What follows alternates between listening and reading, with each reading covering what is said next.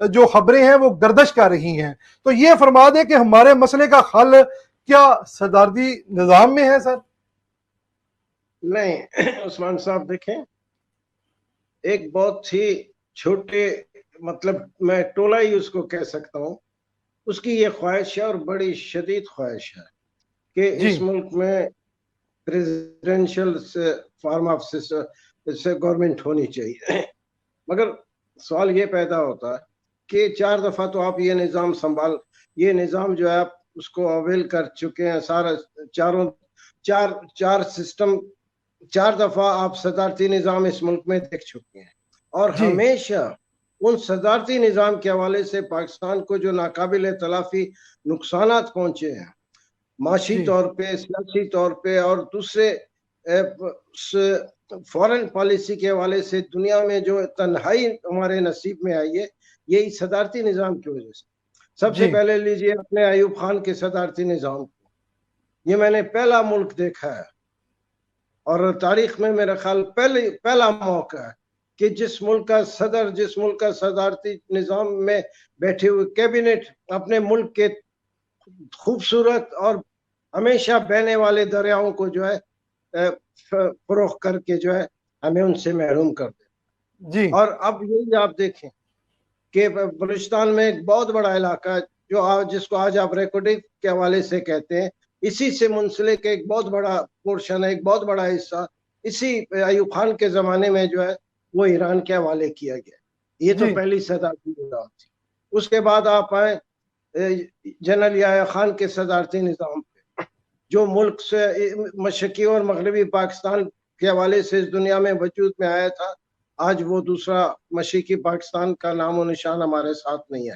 وہ علیحدہ بنگلہ دیش کے حوالے سے اپنی ترقی کے منازل طے کر رہا ہے، اور ہم ایک افراتفری کے عالم میں بہت نیچے کی طرف جا رہے ہیں. پھر آیا ضیاء الحق صاحب، جو اس ملک کا بدترین، جس کے حوالے سے بات کرتے ہوئے جو دل میں ایک شدید سا ایک جذبات کا ابھار ہوتا ہے، اس ملک کو تباہ برباد کر کے. آج اس ملک میں جتنے مسائل ہیں سب کی سب جو ہے آپ جائیں اس کے جو کلو جو ملتے ہیں وہ سارے ضیاء الحق کے حوالے.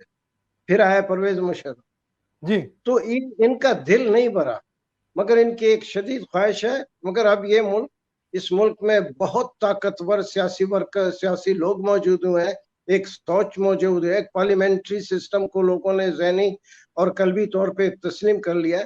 اب یہ بھول جائیں کہ اس ملک میں کبھی بھی کسی بھی حالت میں جتنا بھی بڑا طاقتور ٹولہ اس کی خواہش رکھتا ہو، اس ملک میں صدارتی نظام نہیں آ سکتا، قطعاً نہیں آ سکتا. میں آپ کو دعوے سے لکھ کر دیتا ہوں، ساری طاقت استعمال کر لے نہیں ہو. ٹھیک ہوگا جی، اللہ کرے ایسا ہو. اچھا سر، یہ جو ابھی خبریں گردش کر رہی ہیں تو یہ سازش ہو رہی ہے ویسے اس کے اوپر سر؟